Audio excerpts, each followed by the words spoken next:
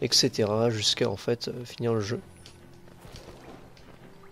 Et donc la run en fait va être de plus en plus rapide au niveau du rythme au fil de l'avancée. Alors bien sûr, pour rappel, Metroidvania vient de l'inspiration de Super Metroid, ou même de Metroid tout court, hein, justement sur le fait qu'on aille devoir chercher des power-ups pour débloquer de nouveaux accès dans le monde du jeu, du coup.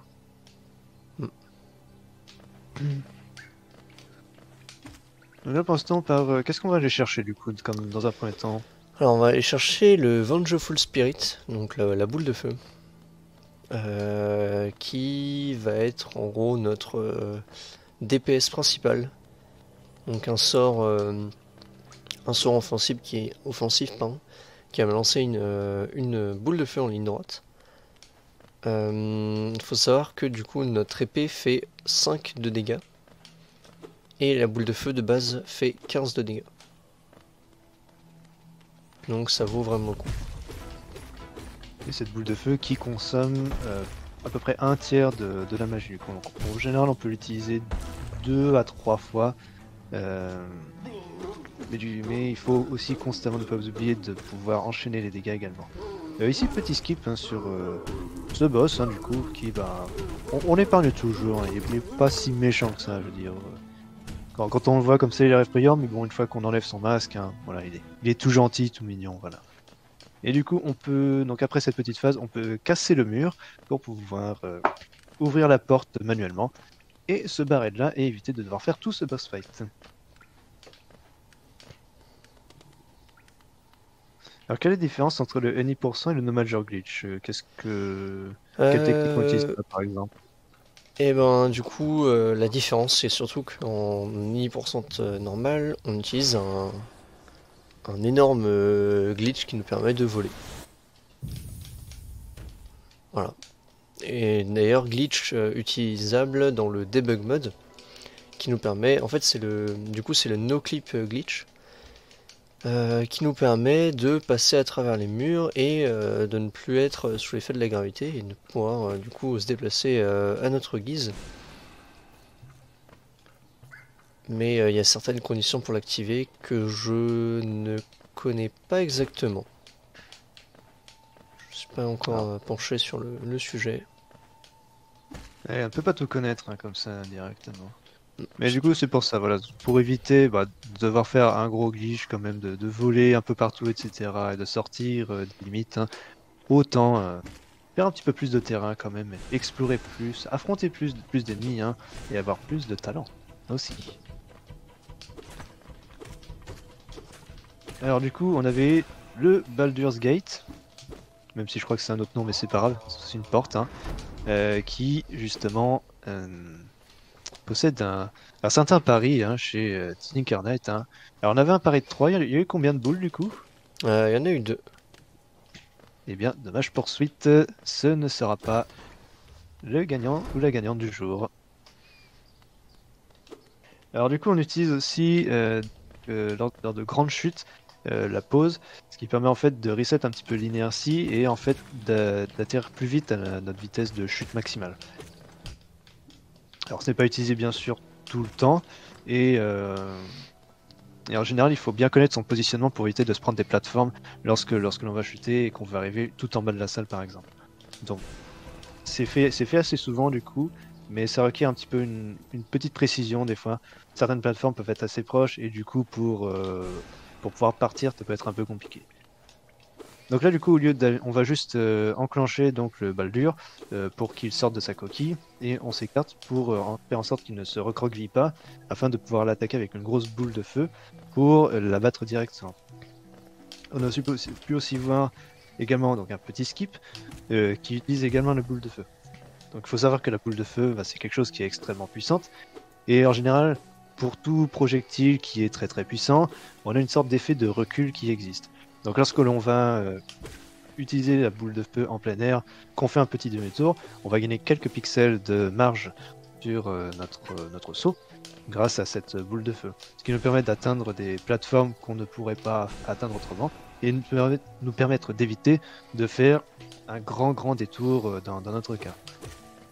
Alors après, il faut pas oublier que même si Hollow Knight est un personnage qui peut très facilement se manœuvrer, en plein air, en général, dans les jeux, c'est un peu plus lent pour pouvoir justement se détourner. Donc là, on a pu voir que ça a dû être second try pour pouvoir passer ce petit skip notamment, justement parce qu'on n'a pas eu le temps de se retourner. Mais fort heureusement, on avait assez de magie pour pouvoir réutiliser encore 2 fois notre boule de feu pour pouvoir passer au parapluie. Encore une fois, second try, hein, c'est une belle récup hein, quand même sur cette run. Hein. C'est pas mal. Hein. On sent la maîtrise un petit peu à force de notre cher runner hein, sur ces petits skips hein, et les petites backups hein, qui sont sensibles. Alors, pour le premier skip, vu que c'est assez majeur, on a une deuxième manière aussi de pouvoir le faire, qui requiert l'utilisation d'une manipulation d'ennemis, de positionnement, donc avec un moustique, et ça, en général, on n'aime pas vraiment le faire. Du coup, heureusement que la magie était passée. Alors, petit mini-boss, on va dire, entre guillemets, qui est une petite formalité. Je pense même pas que ça a la statut de mini-boss à ce niveau, hein, mais bon, la petite boule de feu qui passe très bien. Et du coup, où est-ce que nous allons là, on se dirige vers du coup, le Vengefly King, qui est du coup le roi des mouches vengeresses en français, qui en gros retient Zot un peu en otage, mais on sauve pas Zot parce qu'on a envie, surtout qu'on l'aime pas. On tue le Vengefly King parce qu'il donne de l'argent et qu'on en a besoin. Alors, savoir que ce boss est assez dangereux durant des runs parce qu'il est possible de softlock si on l'élimine durant une certaine animation. Donc là, fort heureusement, ça s'est bien passé. On a pu récupérer notre pognon hein, et on a pu avancer tranquillement. Et donc maintenant, nouveau boss. Hein, donc cette fois, la personne qui maîtrise vraiment le chat de son côté. Hein. Donc personnage ennemi qui est très agile, hein, mine de rien. Et donc on va essayer très souvent de pouvoir la stunlock et de pouvoir l'enchaîner un petit peu sur un des bords de l'arène justement pour éviter qu'elle ne fasse des animations où elle saute partout et qu'elle nous échappe à vue d'œil. Et pour l'instant, ouais, c'était un bon fight au final. Hein. C'est juste pris un coup, mais c'était bien géré. Ouais, c'était un bon damage tank. Donc, petit save quit hein, pour revenir sur un des bancs sur lesquels on a sauvegardé auparavant. Il faut savoir que l'on peut sauvegarder donc, sur ces petits bancs à n'importe quel instant voulu. Et que volontairement, du coup, on évite de prendre des sauvegardes en cours de route lorsque l'on accède à ces fameuses zones. Parce que du coup, ça nous permet d'éviter de faire du gros backtrack. Et c'est une majorité un peu du gain de temps qui est utilisé donc, durant cette run de Major Glitch, c'est justement de pouvoir limiter un maximum le backtrack aux zones où on décide d'aller et qu'on veut faire pour plus tard. Et merci Bipi pour le good luck, hein, merci Magix Fan, Mind General et Sweet Dream aussi hein, quand même, pour rappel. Hein, que cette run, c'est vrai qu'elle n'est pas très compliquée, qu'elle n'est pas très simple à apprendre de premier coup. Donc ici on est atterri donc, sur une zone, alors c'est de l'oacide, c'est ça qui traîne ici? C'est de l'acide, ouais. D'ailleurs je suis tombé dans une zone d'acide, première fois que je tombe ici. Voilà, donc, zone d'acide qui, lorsqu'on tombe dedans, on perd un PV et on démarre au début de l'écran sur lequel on est entré. Et ce qui n'est pas le cas donc de l'eau. L'eau on peut nager dedans je crois, hein. Mais ici là ce n'est pas possible, donc bah il faut faire attention à la chute. Donc aussi on est sur une petite zone végétale, donc avec ces champignons sur lesquels on peut rebondir. Mais là ici on préfère utiliser directement notre petite aiguille à coudre hein, pour pouvoir le faire. Et en même temps, je pense pas que les frapper ça fasse récupérer la magie. Alors ici on va activer donc un petit projectile d'un adversaire pour pouvoir en fait utiliser la hitbox de l'explosion pour pouvoir faire une petite élévation grâce à notre attaque et au recul donné par cette attaque, ce qui est très bien passé du coup, hein, first try, hein, c'était pas mal du tout. Là par contre c'est une très mauvaise chute qui s'est passée du coup, on veut essayer de skipper donc sur la plateforme du dessus mais c'est assez compliqué à atteindre de prime abord du coup. Donc là, vu qu'il n'y a plus d'insectes à frapper, on est obligé de faire tout le tour pour pouvoir justement accéder. Donc c'est une perte un peu malheureuse, mais c'est pas quelque chose qui est très simple à réaliser durant une run. J'ai raté le fast setup parce qu'en fait il est assez précis. J'ai sauté un petit peu trop, donc faut savoir que les mantes en fait réagissent à tous les mouvements qu'on fait. Donc là il suffit que je saute un tout petit peu trop haut pour qu'elle soit mal placée. Et la backup s'était bien passée et j'ai raté mon saut bêtement. Voilà. J'avais peur de me prendre un coup qui m'aurait fait tomber. Et au final, je suis tombé tout seul. Et les accidents arrivent. Du coup, le nouveau save and quit. Donc là, on a été récupéré quoi du coup dans cette zone? Le wall jump. Ah, ça c'est pas mal. C'est encore plus de mouvements à utiliser en cours de run donc, pour pouvoir accélérer un petit peu notre mouvement vertical du coup cette fois-ci. Il est vrai que durant des zones en late game, on aura certains écrans assez orientés à la verticale qu'il faudra escalader assez rapidement et aussi avec un timing serré à cause des cycles qui sont présents durant cela. Donc là, on va récupérer notre capacité ou est-ce qu'on va partir sur un autre boss? Oui, d'abord on prend la station de coléoptère pour pouvoir nous TP plus tard. On en aura besoin. Ouais, Les ennemis pour sont pas développer. sympas. Hein. Oui, c'est certain. On prend assez vite des coups ici. Ah oui. Ouais, ça fait Et, 3 coups que je me prends. Oui, donc ces stations donc collecteurs qui sont l'équivalent un petit peu des fast travel. On pourrait repenser un petit peu, vu également la forme de ces insectes, hein, aux échassiers des marais dans Elder Scrolls 3 Morrowind, notamment. Hein. Donc système d'échassier qui était utilisé aussi pour fast travel un petit peu partout sur des villes de l'île de Vardenfell, notamment. Alors peut-être une inspiration hein, de ce jeu-là. Hein. Et bon, mini-boss ici, donc la grosse mouche en fait, hein, voilà, qui lors de sa deuxième phase hein, fait spawner un paquet de petites mouches par la suite. J'ai là, sur la mouche et les petites mouches, j'ai eu une RNG parfaite. Oui, là c'était un gros groupuscule, hein, ils ne sont pas écartés trop vite, donc c'était pas mal du tout. Hein, Bah, deux boules de feu pour tous les tuer.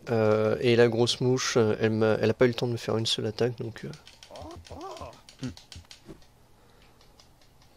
Donc là on prend ce banc ici pour pouvoir revenir un petit peu plus tard, parce que on va faire un Death Warp dans cette zone, donc avec cet ennemi présent ici, afin de performer un skip assez compliqué en soi. Il faut savoir en fait que les mécaniques de mort, donc ça marche un peu comme Dark Souls, c'est-à-dire que lorsqu'on va perdre notre vie, on va perdre une partie enfin tout notre pognon en fait. Sauf qu'ici dans ce jeu, le pognon, et en fait, on va avoir une sorte de réincarnation, cette petite ombre noire qu'on a vue, qui va se matérialiser en fait, et qui va chercher un petit peu à nous battre. C'est vraiment une ombre matérialisée ennemie qui est présente. Et cette ombre, bah, vu que évidemment c'est un ennemi, il a sa propre hitbox, et ceci nous permet, grâce au wall jump qu'on a acquis juste avant, de pouvoir sauter par-dessus le plafond vers une petite corniche en fait, qui était cachée. En fait, qui n'est accessible que par la zone en question. Ce qui fait qu'en fait, on est en train de faire toute cette zone à l'envers. C'est un peu ça. En fait, normalement, on est censé... du coup, on aurait été censé tuer le faux chevalier, récupérer un blason pour rentrer dans une ville.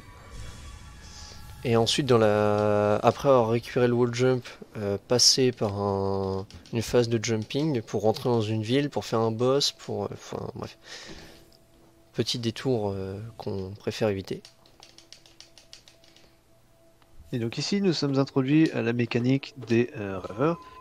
Donc en fait, nous allons avoir 3 zones dans le jeu où on va devoir être téléporté en fait dans des zones un peu mystiques. qui sont donc dirigées par les paveurs. Et en fait, ces zones-là, on y va pour pouvoir récupérer des masques qui sont en fait utilisés pour protéger l'entrée vers le boss de fin du jeu, qui est le Hollow Knight.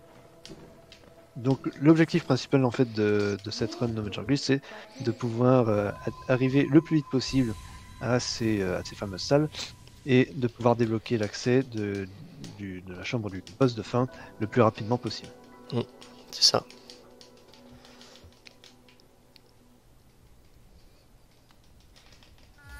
Sachant que ces 3 rêveurs, c'est les 3 plus grosses difficultés de la run. On peut avoir des pertes de temps, par exemple là sur tout le passage pour aller récupérer le dash. Si ça peut rapidement, on peut rapidement perdre énormément de temps. Et pas facile du tout. En plus, il y a de la gestion de mana à bien faire. Pareil pour la zone pour récupérer le wall jump. Mais celle-là, en fait, les trois moyens d'avoir les 3 différents rêveurs sont vraiment des run killers. Donc voilà.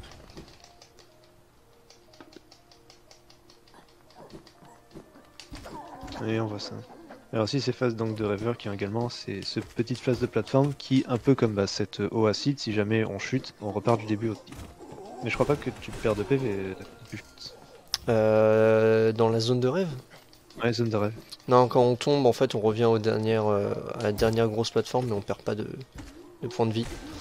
Le problème de tomber, en fait, c'est si on tombe sur la première plateforme, enfin dans la première série de plateformes, parce que on est obligé de re-attendre encore l'animation avec le papillon qui prend du temps à venir. Ah oui, donc t'es obligé d'attendre que les plateformes reviennent, du coup, Voilà. elles restent pas là contrairement à plus tard. D'accord. Alors que si on meurt, enfin si on tombe sur les autres plateformes, c'est juste le temps de se relever. Donc c'est toujours assez frustrant quand on rate la dernière plateforme. C'est certain. Ici, donc petit skip, hein, on fait le petit wall jump et on utilise notre arme pour pouvoir justement se déplacer au-dessus de ces pics pour pouvoir récupérer donc cet objet qui, j'ai l'impression, est une clé, une sorte de grappin. C'est pour avoir de l'argent en fait. Juste des pognon, d'accord. Ouais. Là en fait toute cette partie là va être pour récupérer énormément d'argent parce qu'on aura besoin d'une lanterne qui coûte 1800. Donc le moyen le plus rapide c'est du coup de tuer ce gros ennemi doré et de récupérer des reliques qu'on va vendre à un antiquaire. D'accord, d'accord. Voilà. Et du coup pour le jump au gauche j'ai raté le setup rapide, mais sinon ça s'est bien passé. Oui, là pour récupérer ce petit artefact de pognon. Alors à savoir aussi que si jamais on ne réussit pas à faire ces petites parades sur les pics, tomber sur un pic nous ramène au début de la salle. Et nous enlève un HP. Et également.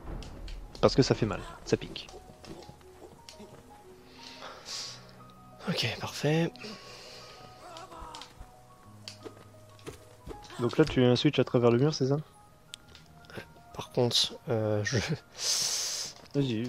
je vais prendre le banc de marathon parce que je n'ai pas pris le banc de la station de coléoptère, donc si je meurs, Ron is dead tout simplement.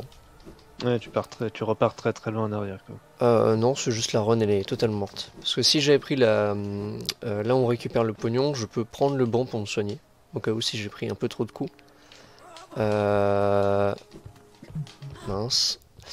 Si par contre je prends aucun des 2 bancs, donc le banc de marathon il fait perdre du temps, l'autre ça dépend. Si on a besoin de se soigner, c'est un très bon truc. Si on prend aucun des 2 bancs et qu'on meurt, la run est morte parce qu'on a re-besoin de mourir du coup pour refaire le skip. Et le problème c'est qu'on perd tout l'argent qu'on a récolté, donc on n'a plus assez d'argent pour finir la run. Ou alors faut farmer. Ouais, parce que oui, tu reviens super loin en plus. Et vu que t'es obligé de mourir, ouais, la deuxième fois. Je vois. Du coup, petit boss, alors qui est assez effrayant, hein, donc ce boss qui est assez invulnérable pour la plupart du temps aussi, qui a des attaques très très rapides. Et également, donc, bah, on l'affronte pas qu'une fois, bien évidemment, on va l'affronter 5 fois. Alors, une fois tout seul et 2 fois en double. Donc, ce qui rend un petit peu les choses plus compliquées. Hein. Et vu que ce sont des ennemis qui sont assez rapides, qu'ils attaquent assez souvent, ils peuvent attaquer n'importe quand.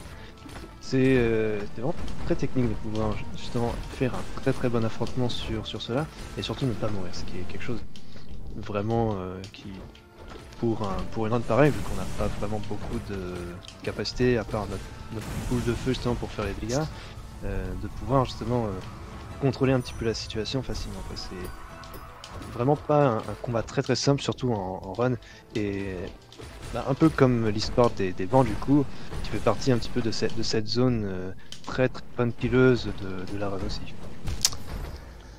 Ah, j'ai pas récupéré mon dash, attends, dommage. Et ouais. Donc, du coup, on peut voir un peu la brutalité hein, qu'il y a sur ce fight. Dommage, il y a quand même une très belle récup là sur la deuxième phase entre guillemets là, avec les deux premiers, le premier groupe de deux. Ouais, non, c'était. Tu disais du coup? Donc oui, encore une fois, un combat très très brutal qui peut très mal se passer rapidement. Mais bon, fort heureusement, notre âme va être présente dans la pièce, donc on pourra récupérer notre pognon ici. Donc c'est quand même bien moins coûteux que justement de devoir repartir sur cet autre banc au tout début.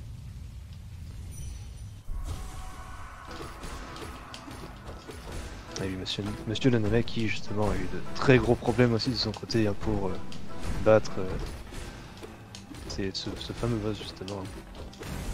Et j'imagine qu'il devait être encore mieux équipé à la base aussi. Donc c'est le problème c'est que j'avais déjà pris trop de dégâts en fait sur la P1. Donc en fait là où je me suis soigné, où j'aurais pu du coup être full life, j'étais à 3 HP. Ouais c'est ça, là on est full life du coup donc c'est un petit peu plus tranquille. Après la zone d'avant est aussi un peu compliquée. Hein. Mais bon. Wery qui nous fait signe qu'il est arrivé au bon moment justement. Hein.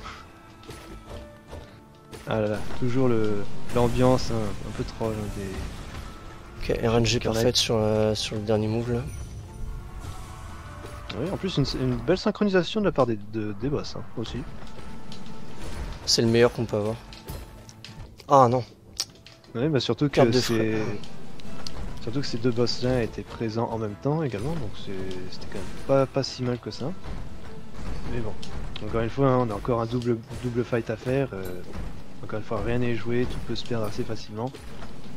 Tant qu'on maîtrise bien sa magie, qu'on réussit à faire les parades parfaites, hein, tout se passe bien. Mais bon, il faut encore une fois avoir la maîtrise de la run hein, pour pouvoir faire les choses correctement et sans vaciller.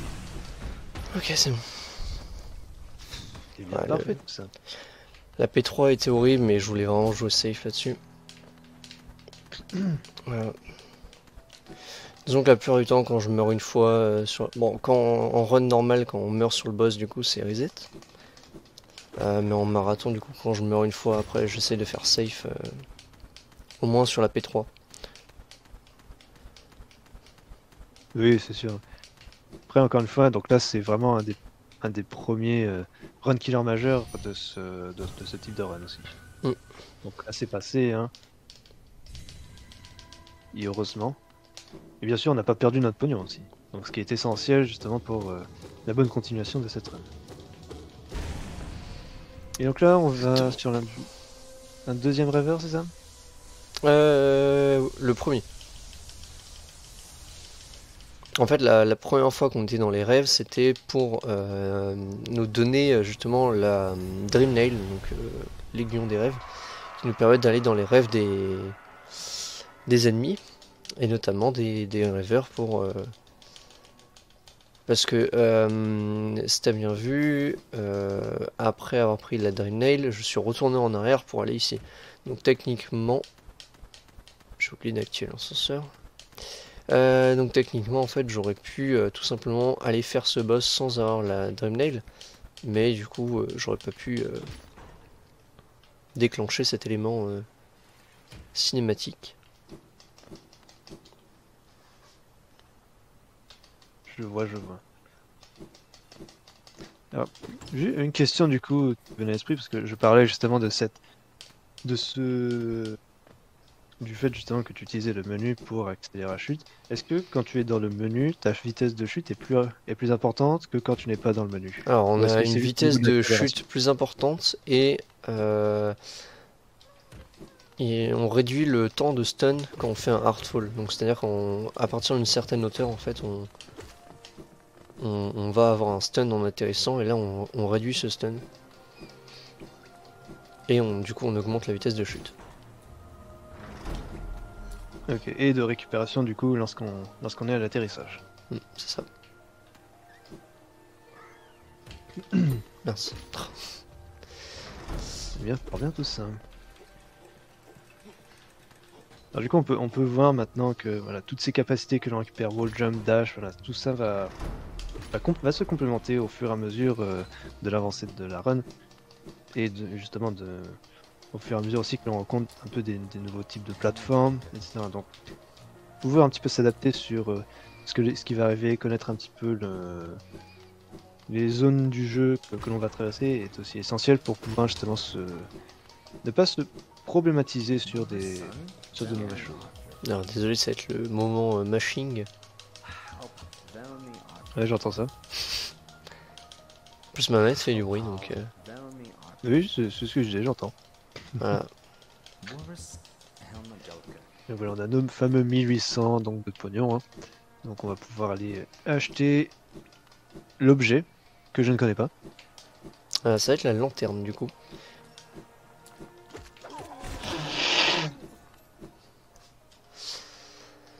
Ouais.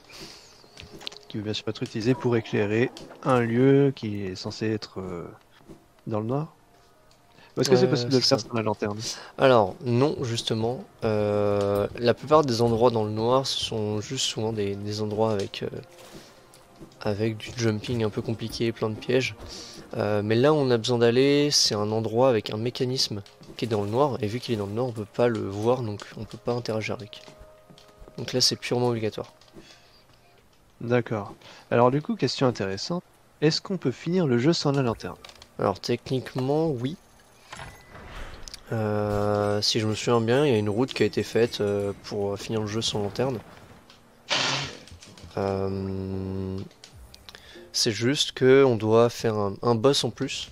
Parce qu'en gros, la lanterne nous permet d'accéder rapidement à une zone qui s'appelle Crystal Peak, donc le mont Cristal, qui nous permet de récupérer le Crystal Dash, dont on a vraiment besoin pour faire un jeu.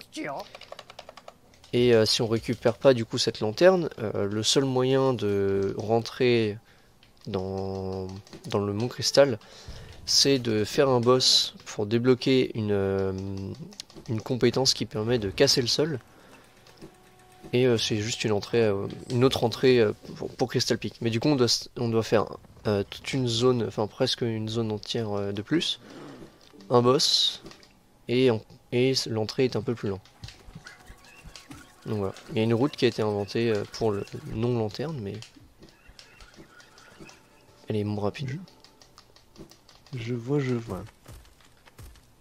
Alors apparemment c'est là où on récupère le dash qu'on peut utiliser contre les murs et tout. Ouais, c'est ça. Par contre, je me suis pris un wall storage assez vénère et pas très avantageux. Il y a un perso qui s'est fait expulser. Je vois ça. Alors du coup je vais te laisser te concentrer parce que c'est une zone qui peut être relativement compliquée. Donc Ouais. là on arrive un peu dans une zone des grottes, des mines hein, de cristaux. C'est une zone où les écrans sont très longs. On a de nombreux ennemis et obstacles à traverser. Notamment donc ces petits scarabées cristallisés justement qui vont pour la plupart du temps nous bloquer notre chemin. Et on va voir plus tard également des autres types de scarabées plus petits mais qui vont tirer de très très gros lasers et si je me trompe pas je pense qu'ils sont invincibles. Du coup ce sont des obstacles encore plus à éviter et également cyclés donc au niveau de leur tir de laser. Donc ce qui fait que lorsqu'on va essayer de faire des fast strats dans ce genre d'écran là, voilà, en général on n'a pas vraiment une certaine marge très très mince pour pouvoir traverser ces écrans sans, Ok. enfin, parfaitement sans se prendre des dégâts, quoi. J'ai rechopé le cycle du coup. J'ai mon, comment dire, mon input de saut qui s'est fait bouffer, donc je préférais réinitialiser la zone. Oui, j'ai vu ça. Parce que oui, du coup, ces cycles ne sont pas globaux, ils dépendent en fait de quand est-ce qu'on arrive dans l'écran, de notre entrée dans l'écran. Donc, Voilà. on peut sortir de l'écran, reset le cycle si besoin pour avoir une meilleure... Sauf celui-là, celui qu'on va voir dans un instant. Il se déclenche à partir du moment où il y a la musique. Alors, la musique, elle est dans cet écran particulièrement ou c'est... Ah oui, alors J'ai bon, fait pareil. n'importe quoi. Alors pareil, oui, donc on a un peu à nouveau ces lasers qui sont présents. Là, faut pas se louper sur la plateforme, sinon ce sont des zones de vide. Donc pareil, on revient au début et donc c'est pas très cool. Ouais, c'est pas cool, j'ai oublié un dash, j'étais un peu embrouillé dans ce que je devais faire. Mais du coup, je me suis pris un hit de plus, donc ça va. C'était un petit peu plus long, je me suis pris un hit. Normalement, en fait, je me prends un hit exprès au début pour après choper un cycle assez rapide où je passe tout sans rien me prendre. Et là, dans le cycle, justement, j'ai oublié un dash, donc je me suis pris un coup. Oui, oui, oui. Après, voilà, encore une fois, c'est pas simple, hein. Des fois, il y a des deboosts à faire, hein, mais pas toujours évident. Et donc, on récupère un petit peu. Alors, je voulais faire une référence à Super Metroid, mais bon, c'est pas grave. Donc là, on récupère un peu le Super Dash. Du coup, lorsque en fait on va se positionner sur un mur, on va pouvoir rester pendant quelques instants, euh, sur le mur, donc pour pouvoir charger un petit peu ce dash et en fait faire un dash sur tout. Sur l'ensemble de l'écran jusqu'à ce qu'on ait un obstacle ou jusqu'à ce qu'on décide de s'arrêter d'ailleurs. Beau petit dash au-dessus de la cible justement, qui est passé first try en plus. Non, ça pas Super Dash 02 du coup. Non, non, non. Non, j'allais dire Chain Spark, mais je crois que c'est autre chose du coup dans Super Metroid. Voilà, du coup, on va affronter le Metroid. Ah, Eh merde. bien, parfait. Parfait, les références se concordent dans ce cas. Mais oui. Alors, par contre, ce Chain Spark, bien sûr, bon, il n'est que horizontal, hein, il n'y a pas de verticalité dans celui-là. Sauf si ça existe, hein, mais je crois pas en avoir vu dans Hollow Knight. Alors donc ce petit boss, oui du coup donc zone Metroid, on va affronter le Super Metroid justement, et Umu hein, exactement, ou Umu, ou Umu, un des quatre, où on va recevoir un petit peu d'aide hein, d'un compatriote justement, qui en fait va nous permettre de stun ce boss. Parce que en fait sans son aide on peut absolument rien faire, on est obligé d'attendre quelques cycles d'attaque de la part de ce boss justement pour pouvoir lui faire des dégâts. Donc en général ça se fait plus en 2-3 cycles hein, donc ce bassin donc c'est assez long et du coup très punitif hein, pour lorsqu'on échoue malheureusement. Du coup voilà notre cher Ninja Senpai est arrivé pour pouvoir nous donner un petit coup de main pour les dégâts. Donc là c'était pas mal du tout hein. Beaucoup de petites boules de feu justement. Alors là on se prend des dégâts nécessaires pour pouvoir justement manipuler le positionnement de notre boss afin qu'il reste un petit peu en position centrale justement pour qu'on puisse se déposer sur la plateforme afin de pouvoir lui asséner de très nombreux dégâts grâce à notre magie. Donc là on va plus prendre une petite série strat hein, pour pouvoir en évitant de se prendre des dégâts justement histoire de quand même rester à au moins 2 PV parce que bon 1 PV ça commence à être un petit peu dangereux et en espérant que les 3 cycles puissent passer tranquillement, ce qui est le cas, donc c'est un bon petit combat justement de la part hein, de notre cher Tinker Knight du coup. Et c'est vrai que du coup le Umu était un peu en notre faveur dans ce cas-là. Alors bon là c'est un peu compliqué du coup, hein, voilà, essayer justement de poser pour pouvoir chuter très rapidement, mais il faut également qu'on puisse atterrir à la fin de ce mur justement pour pouvoir faire notre petit Chain Spark. Hein. je vais juste dire super dash parce que je suis sûr que je me trompe, mais notre petit super dash. Si on échoue à l'atterrissage, bien sûr acide, et on recommence depuis après le boss. Mais du coup oui, hein, super player, c'est vrai que ce combat était clean. Ouais, du coup, il y a un moment, j'aurais pu mettre un coup de Dreamnail pour avoir un peu plus de mana, mais j'ai vu que j'étais un peu en retard, donc j'allais me prendre un coup, donc j'ai préféré cancel. Je savais que j'allais le 3 sigles, donc ouais, je me suis permis de garder un HP de plus au cas où si ça se passait mal.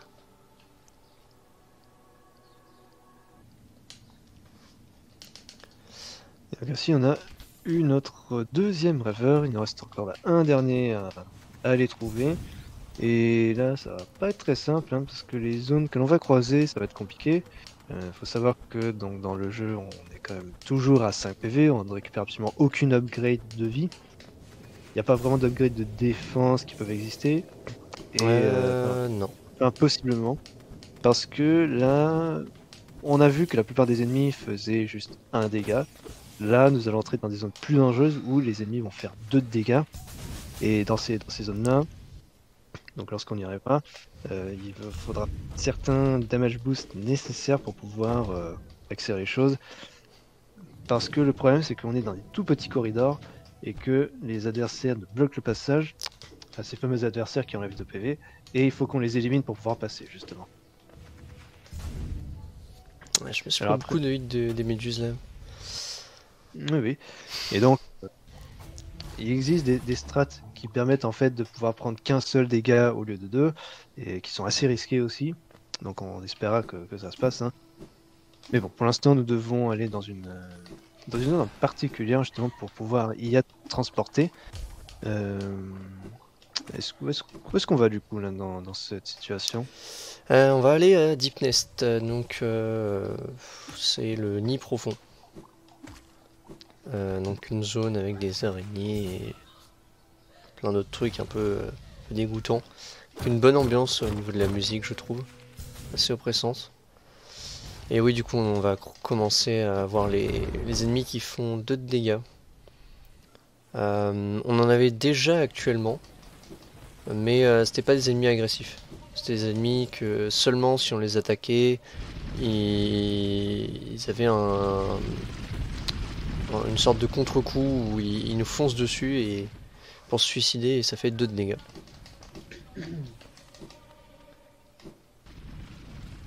Je vois. Alors là, je peux me permettre de me heal parce que je suis obligé d'attendre les verts et que là, je vais damage tank pour gagner un petit peu de temps. Ce cycle il est pas skippable quoi. Non, j'ai déjà essayé d'aller très très vite et en fait c'est pas skippable parce que le premier on peut pas le passer. Le deuxième passe assez vite mais là, voilà. Oui, surtout en plus qu'il avance dans dans notre direction aussi. Donc c'est possible qu'on se prenne plus de dégâts que rien quoi. Donc autant prendre son temps ici et attendre un petit peu.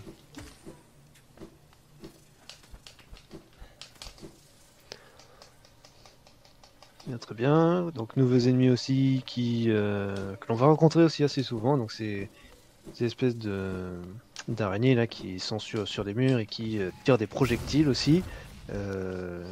Alors pour l'instant c'est pas un gros problème, mais sur la zone où on devrait arriver par la suite, on va avoir des corridors extrêmement fermés. Pareil pour les murs, hein, justement ces colonnes verticales, un peu comme celle-ci qu'on vient juste de grimper. Voilà, on en aura assez souvent et pour pouvoir esquiver tout ça, tous les projectiles, c'est extrêmement compliqué. En général, ça arrive très souvent que les runners se prennent 1 ou 2 dégâts durant cette escalade. Ce qui est problématique, surtout lorsque on a des adversaires dangereux, encore une fois, qui bloquent le passage et qui font 2 dégâts dans cette zone. Ouais, les araignées sur les côtés, elles ont beau faire 1 de dégâts, c'est vraiment les pires. Disons que les araignées qui font 2 de dégâts, le problème c'est que la strat qu'on fait pour les tuer assez vite, elle est risquée parce que si on n'est pas assez rapide, on se prend 2 de dégâts au lieu d'1. Et avec le petit lag qu'on a quand on se prend un coup, en plus on peut pas les tuer. Enfin, on peut pas les tuer directement, donc voilà. C'est double perte de temps, perte de points de vie en plus. Mais les petites araignées, surtout une en particulier, c'est aléatoire.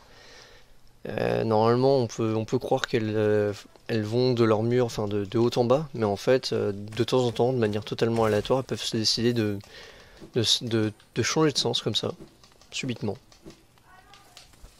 Donc c'est génial.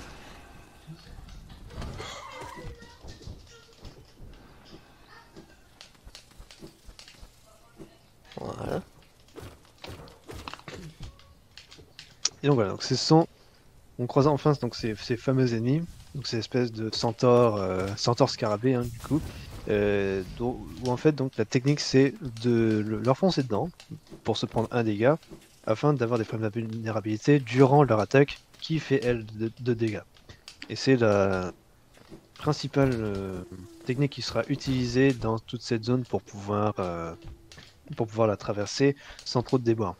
Alors, c'est assez précis aussi pour pouvoir justement se prendre ces damage boosts, parce que voilà, on a assez peu de temps pour réagir justement avant justement qu'il commence à attaquer. Donc là justement on peut voir hein, ces fameux couloirs étroits que l'on doit escalader et où justement on doit aller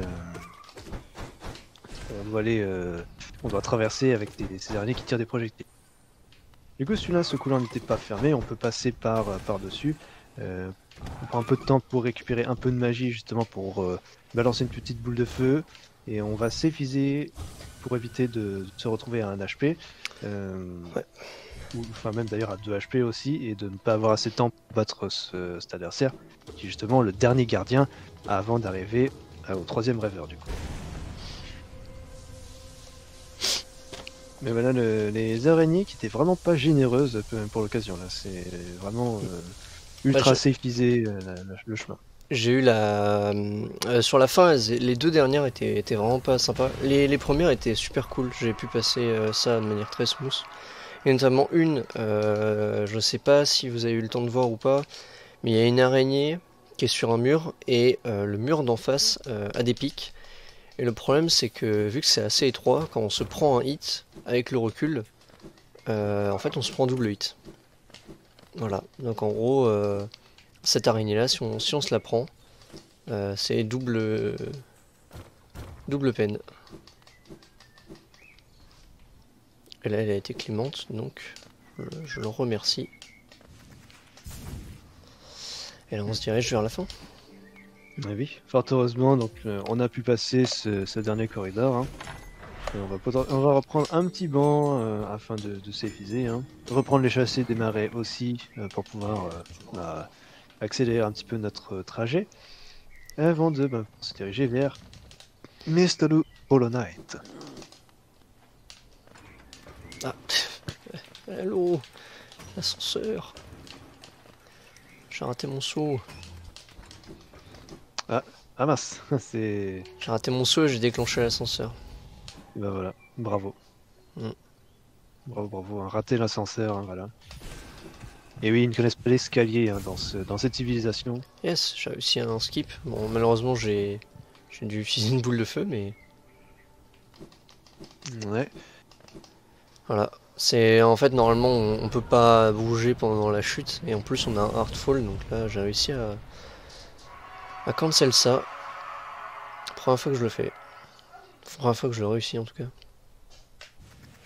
Alors...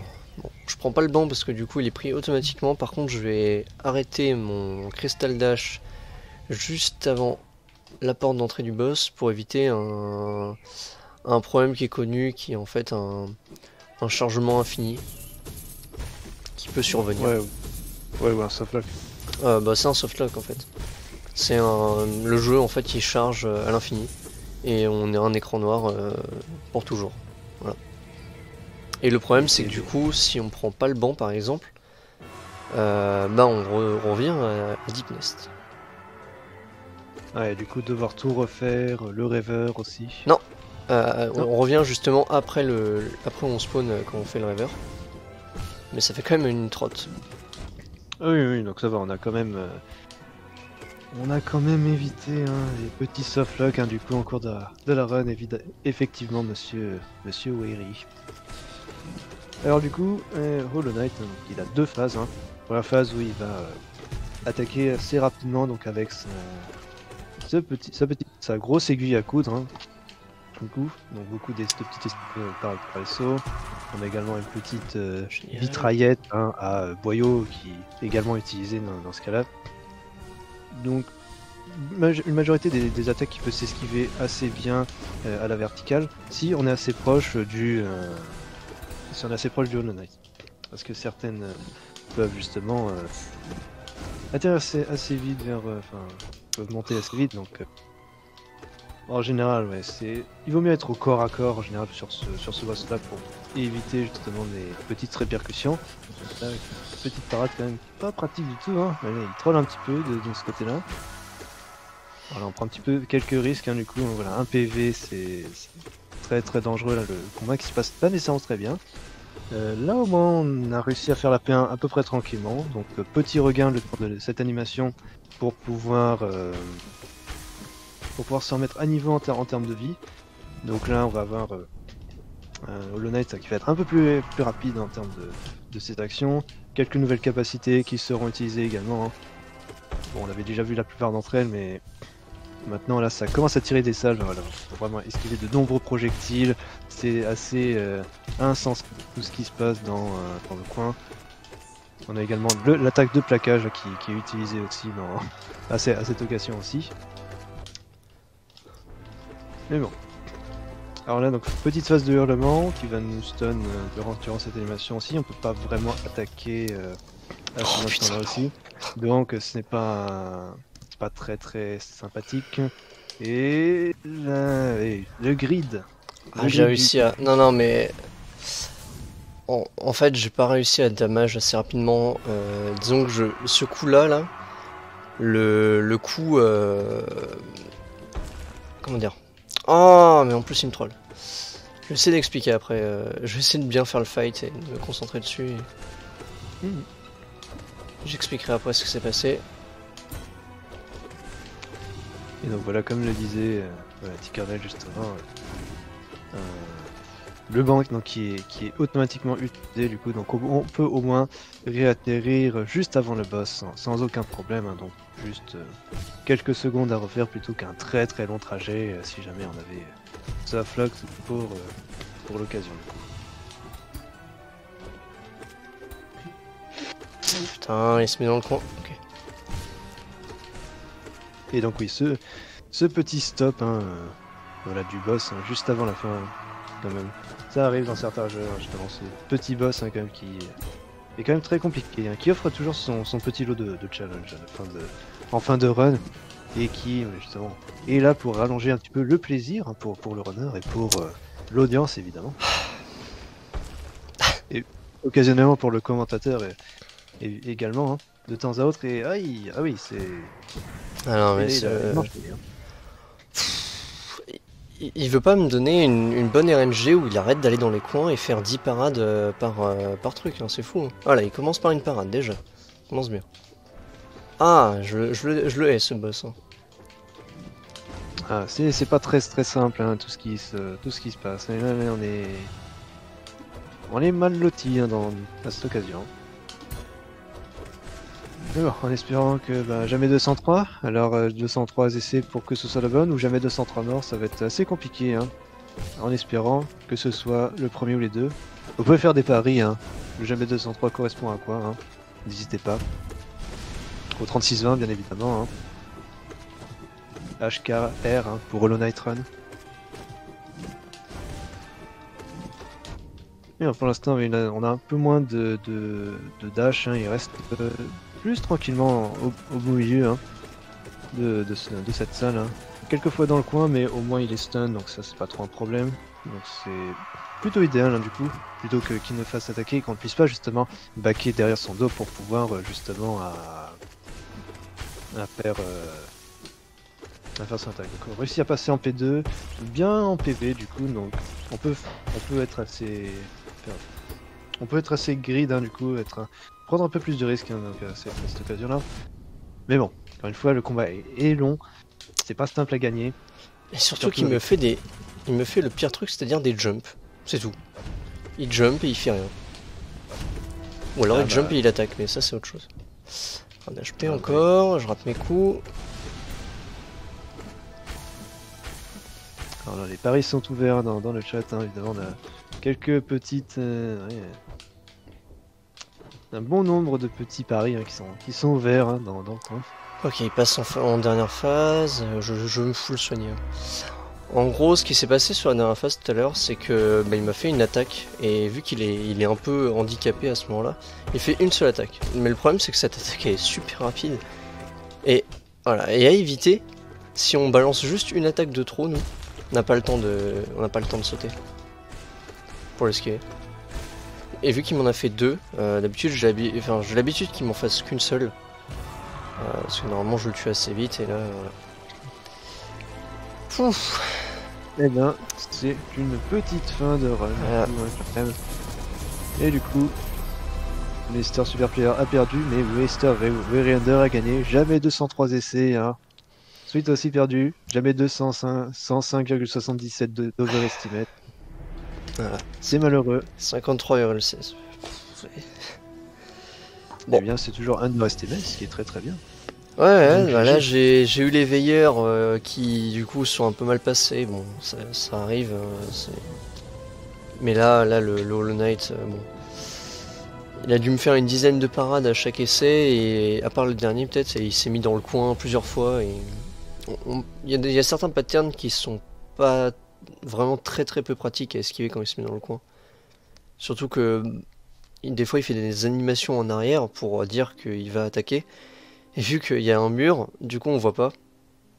Et du coup on peut pas anticiper. Donc en fait ouais, les coins c'est à éviter. Bon. Et oui, ce n'est pas la good ending. Hein. Mais bon. GG pour cette belle run quand même.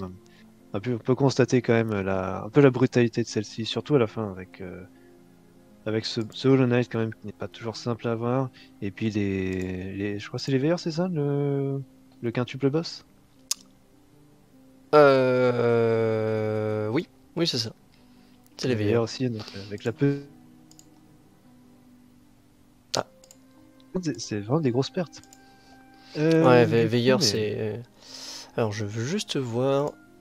Ok, bon, ça m'étonne pas. Par rapport à l'in-game time, c'est du 46. 2. 46-15. Voilà. Bon, ça m'étonne pas. Hein. Une mort à. Une mort à. Comment dire, au Hollow Knight à la dernière phase en plus, c'est très punitif. Le boss est long. Ah, bah c'est certain. Je veux dire, toutes les morts là étaient quasiment très coûteuses dans cette run. Hein. C'est certain. C'est ça. Et encore, je suis pas mort à Humu, donc. Aussi. C'est vrai. Disons qu'en gros, là, ce qui s'est passé, c'est que. En fait, en dernière phase, le Hollow Knight, il a vraiment que deux attaques. Donc celle où il se frappe sur le sol, donc celle-là, elle est assez facile à esquiver. Il y a une strat pour optimiser vraiment les dégâts qui est un petit peu risquée, mais pour l'instant, je la connais pas très bien, donc voilà. Donc là-dessus, la dernière phase, il n'y a que un coup qui peut me toucher. Et il a fallu qu'il me le fasse plusieurs fois d'affilée, et voilà. Voilà, donc bon, j'ai pas de chance là-dessus. J'ai beau avoir fait quelques erreurs, il y a quand même une grosse part de RNG comme je disais au début. On peut pas tout avoir en marathon, bien évidemment, c'est compliqué. Ouais. Mais bon, c'était une belle run quand même. Oui. Et bien du coup, c'est très bien tout ça. Mais dis donc, on te retrouve juste après aussi, non? Pour Castlevania Lament of Innocence, c'est en pouic%. All pouic. Le All Bosses, ouais. C'est ça. Mais du coup, on va passer en phase de setup. Ouais, on va repasser en phase de setup du coup. Et puis, à tout à l'heure. À tout de suite.